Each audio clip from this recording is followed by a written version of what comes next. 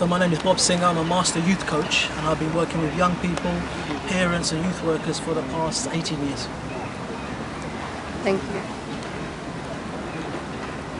Do you think that the gang situation is as bad or worse in the UK than the media portrays it? I think the gang situation in the UK is on different levels. So in some areas there's a significant problem, in other areas it's not as significant. But like most things on the media, they like to sensationalize it or kind of present very basic arguments or present it in a way which scares people or gets people interested. So people kind of leave that with a kind of skewed perception of what's actually going on. Okay, thank you. Do you think that the gang situation is getting better or worse in London? Again, I think that there's a couple of ways of answering that question. In some places it's getting worse and more people are getting involved in it, and in other places people are getting involved in it more, so more in depth. My experience is the kind of lack of investment or the lack of resources now in youth work generally, the problem's getting worse. Thank you. Why do you think that some young people are getting attracted to a life of crime and violence? So I think young people have always been attracted to excitement, bending or breaking the rules, because I think when you're young you're looking at how you're going to navigate life, what rules and what beliefs and what values you're going to have. So sometimes when young people are experimenting, they might want to bend the rules or understand. So crime is always there's a natural temptation. Some people survive that temptation, other people get lost in it. So as a community we have a responsibility to guide, mentor, coach and supervise young people, lead them. So that's probably why young people get involved in crime.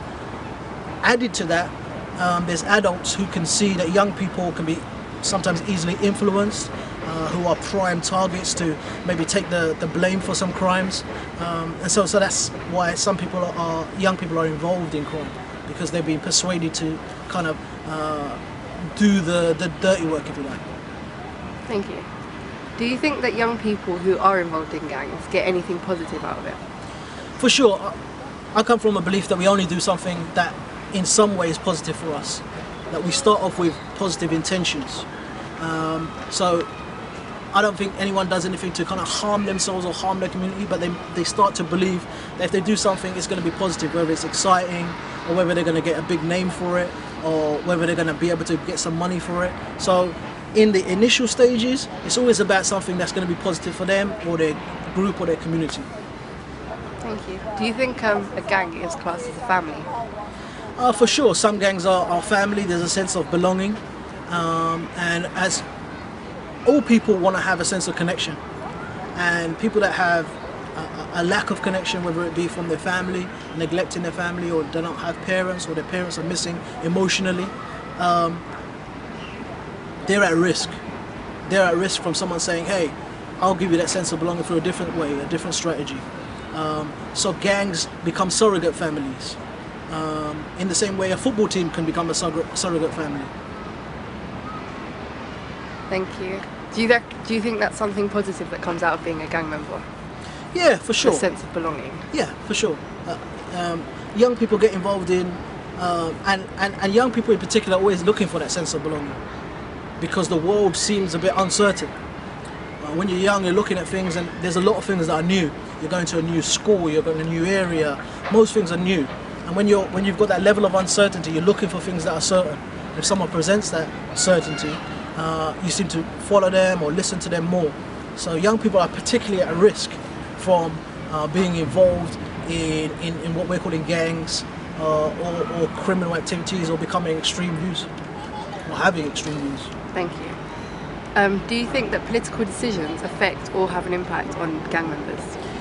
For sure, I think political decisions have effect on our community at large, so they have effect on everything in our daily lives. So if there's a lack of investment in youth services, that's going to have a negative effect on engaging, building trust with young people, supporting young people. If we don't literally have the workers or the projects to work with the young people, then those young people have got a limited amount of options. They could get involved in loads of different things. So a political decision, strategic decision, affects young people and all of us on a daily level. Thank you. What do you think the root causes of youth gangs and violence are? So that's a great question. And that's a complex question. So the root causes, like most people will say, is about a sense of belonging, a sense of identity. I believe that there's only two reasons why we do something: desperation and inspiration. So you can either be inspired by a charismatic leader, someone who's certain about the world, say this is how it's going to be, if we do this, this happens. And you can be inspired by that. You can say, wow, it looks really nice. When it comes to crime, you go, wow, it's a nice car. Wow, you're looking nice. You know how to roll things. I want to be more like you. So you can be inspired by that, or you could be desperate to avoid some stuff. Now, I don't want to be like that bum over there. I don't want to be like my uncle who's an alcoholic. So I'm moving away from that. So I want anything that's not that. And if that means burglary, or if that means crime, or if that means extreme thoughts, then I'm moving away from that. So those two reasons is, people have worked out that, they can get what they want or they need through either crime or extreme beliefs. Do you think there are any solutions to prevention or ending gang crime? Yes, I do believe that there's hope. Otherwise I wouldn't be in this field. I think if we, like most things, if you look at an early stage, if you look at prevention things, if you look at people who are more at risk from getting involved in this stuff and work at an earlier stage, it's not only cheaper and more cost effective, there's better long-term success. So if you go at the last stages when they're involved in crime, they've built up 15, 16 years worth of being in a gang or an extreme religious group, it's much harder. It's much harder for someone to change. But when they're building those beliefs, when they're building that lifestyle, if you can have an intervention there, it's much more successful. That's what I found. Thank you. And have you ever felt the impact of gang violence in your own personal life? Yeah, for sure. So when I was growing up, I was involved in what's now labelled serious youth violence. So at school, we were involved in quite some serious fights where, there was weapons and violent dogs when I was growing up. But we didn't know that's what it was. We never called it a gang. We never even called it violence. We just thought that's how it is because we didn't have experience of how it was in a different place. I hadn't left the country. I didn't know what it was like. I thought just everybody was like that. So it wasn't seen bizarre. It was only when I grew up a little bit and I started to speak to other people and they didn't have that experience of looking out for themselves or feeling scared on the streets. But that was my coping strategy. My coping strategy was I had to be with 15 of my friends every day. If not, I was at risk of getting beaten up.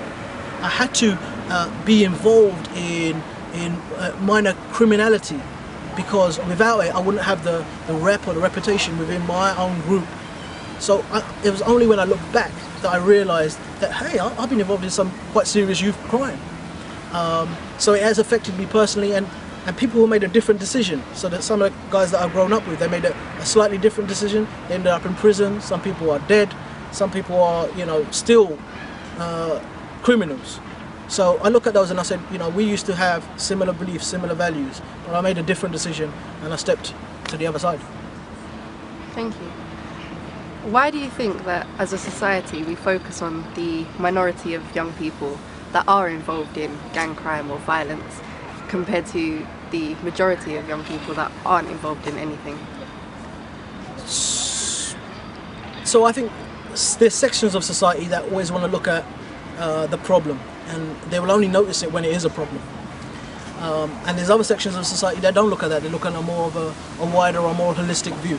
So professionals I work with, they know that they need to, this is an issue, this is a challenge for our community and our community at large. Some people will only deal with something when it becomes a financial implication. So when someone is smashing your window, then you're interested in youth crime. If they're smashing someone else's window, you're less interested. And that's all the way up to the government. When we had the civil disturbances or riots or whatever, there was a huge focus and investment of thought and resources and money into what are young people doing, because it had an implication on finances. It had an implication on you get smashing shops, you're robbing stuff from stuff. When they stop doing that, or when it's less in the face, then it becomes less of a problem. So when it affects finances, or when it affects the economy, or it affects the image, and that affects the economy, then people start to take notice and do stuff about it. Thank you. As you know, at the project we're focusing on, we were given a task to define extremism and research it. We originally thought of religion and politics, but when we thought deeper into it, we wake up in fear what's going to happen to us or a friend on the streets the next day. Do you think that gangs are a form of extremists? Well, gangs have similar things in terms of extremist religious groups and violent crime, which we're calling gangs. The sense of belonging that both of those groups offer, the sense of identity, is similar. But young people are a particular risk from both of those groups, for the things I've already said. They're looking for certainty, they're looking for guidance and support. And when we have a society breakdown or a family breakdown, those young people are at even more risk. That's not saying they're all going to be involved in gangs, but they're more at risk from being involved in gangs, because those young people are looking for leadership. And when they see leadership in any form, and leadership could be like certainty, this is what this means, this is what this means, oh, that's why you're not good at school, that's why this is happening, that's why the parents are this is why we're living in this thing. And the more poverty we have, people are going to be involved in that. So the similarities between it is it gives someone a reason to live, or it gives a reason to die. We're all looking for those reasons. We're looking for a purpose in our life. And if someone can give you a purpose, that fulfills one of our emotional needs. Otherwise, we're looking around and we're going, what are we doing? Why are we living this life? And young people, everyone answers that question. And until you find a reason, someone else might come and present you with a reason. The reason that you're alive is you're supporting this gang. We're part of all of the family. Or the reason you're alive is because you need to take forward our religious beliefs. So someone might give you that reason unless you discover it yourself. So the way that we can resolve that is we can help young people decide why they're alive. Give them an opportunity so they discover what their purpose is, rather than getting that from other people that want to exploit them. Thank you very much for coming.